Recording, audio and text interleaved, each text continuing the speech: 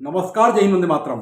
मैं हूं भारत योगी और हम बात कर रहे हैं गणेश पंडालों में हो रहे विवाद को लेकर। गणेश पंडालों में पहले गणेश भगवान की प्रतिमा के साथ खिलवाड़ और उसके बाद जो वहां कार्यक्रम हो रहे हैं, जिन कार्यक्रमों को दिया जा रहा है। संस्कृति अच्छी बात है, लोक कला अच्छी बात है और आपकी प्रतिभाएं भी निखरे, ये भी अच्छी बात है, लेकिन उसके आड़ में फुहड़ता अश्लीलता जो फैलाई जा रही है। एक समय था कि गणेश पंडाल में सांस्कृतिक कार्यक्रम होते थे और लोग नृत्य गायन के माध्यम से अपनी कला का प्रदर्शन करते थे, जिसमें कहीं न कहीं एक संस्कार था, संस्कृति थी। लेकिन अब गणेश पंडालों में फूहड़ गाने बजाए जा रहे हैं, जिनके लिए बार बार चेताया जाता था। अब तक तो समाज को सिताने के लिए साधु संत यही कह रहे थे कि भगवान गणेश की प्रतिमा को शास्त्रों के अनुरूप बनाया जाए, ना कि विकराल रूप दिया जाए, ना ही कार्टून बनाया जाए। लेकिन अब तो विसर्जन को लेकर भी एक सवाल उठ रहा है, क्या विसर्जन पितरपक्ष में किया जाएगा? क्या विसर्जन करते समय डीजे बजाया जाएगा? क्या विसर्जन करते समय विसर्जन की झांकी में लोग शराब पीकर मदहोश होकर नाचेंगे? क्या ये संस्कृति है या ये धर्म है? राष्ट्रवाद के लिए ब्रिटिश काल में हिंदू समाज को, भारतीय समाज को, भारतवासियों को एकजुट करने के लिए लोकमान्य तिलक ने इस परंपरा को डाला था। ये परंपरा राष्ट्रवादी परंपरा थी, ये परंपरा धार्मिक परंपरा थी, ये परंपरा सामाजिक परंपरा थी। लेकिन क्या आज आपको लग रहा है कि ये कहीं से राष्ट्रवादी परंपरा है या ये धार्मिक परंपरा है या ये सामाजिक परंपरा है? अश्लीलता फुहड़ता के साथ साथ भगवान गणेश के रूप को भी विकराल किया जा रहा है।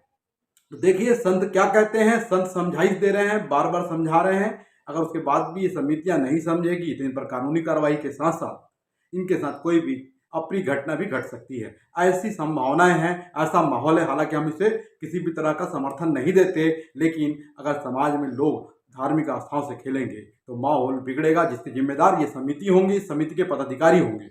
जय हिंद, वंदे मातरम।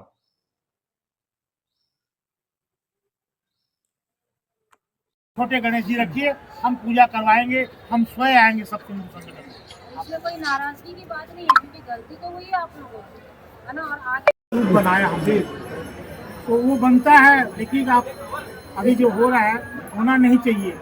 ग्रहण के बाद में अगर कोई मूर्ति विसर्जन होती है तो तर्क संग्रह और तर्क शास्त्र और तर्क संहिता 3 पुस्तक में लिखा है कि उसकी अकाल मृत्यु है।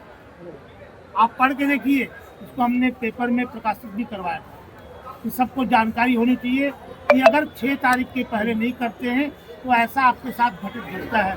ये मौखिक बोल रहे हैं। 7 तारीख को ग्रहण है, चंद्र ग्रहण, पूरे इंडिया में मान्य है, वो विसर्जन नहीं मान्य है। और आपने कहा हमने शोभायमान बनाया, 8 तारीख को कई मूर्तियां विसर्जन होंगी, दोनों आप उस दिन कर लेते। लेकिन आप प्रथम दिवस से ही अनंत चतुर्दशी तक ऐसा क्यों रखते? पहला तो आपकी ये यहाँ पे गलती है कि आपको प्रथम दिवस से ही ये प्रतिमा नहीं रखनी थी। आपको रखनी थी तो भव्य झांकी निकालते उस समय शिव पार्वती का, परंतु ये शिव पार्वती के स्वरूप में भी नहीं है। तो शंकर जी के साथ में जटा है, इनके पास जटा भी नहीं है। शंकर जी को शून्य नहीं है, इनको आपने शून्य बना दिया। तो कहीं ना कहीं गलतियाँ है। आज मेरे मतानुसार बोल रहा हूँ, अगर ऐसा कोई कृत्य किया जाता है उस मूर्ति को त्वरित संज्ञान में ला करके विसर्जन कर दें। वही आपके लिए भी उत्तम है, हमारे सनातन धर्म के लिए भी उत्तम है।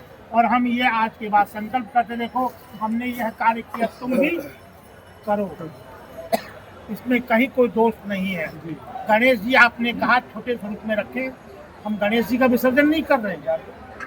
हम किसका विसर्जन कर रहे हैं? उस प्रतिमा का, जो प्रतिमा अलग रूप से बनाई गई है। तो ऐसी प्रतिमा कभी भी विसर्जन कर सकते हैं आप, है ना।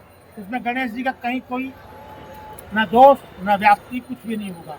इसलिए हमारा निवेदन है उस मूर्ति को आज ही आप विसर्जन कर दें। छोटे गणेश जी रखिए, हम पूजा करवाएंगे, हम स्वयं आएंगे सबसे। इसमें कोई नाराजगी की बात नहीं है, क्योंकि गलती तो हुई है आप लोगों की, है ना। और आगे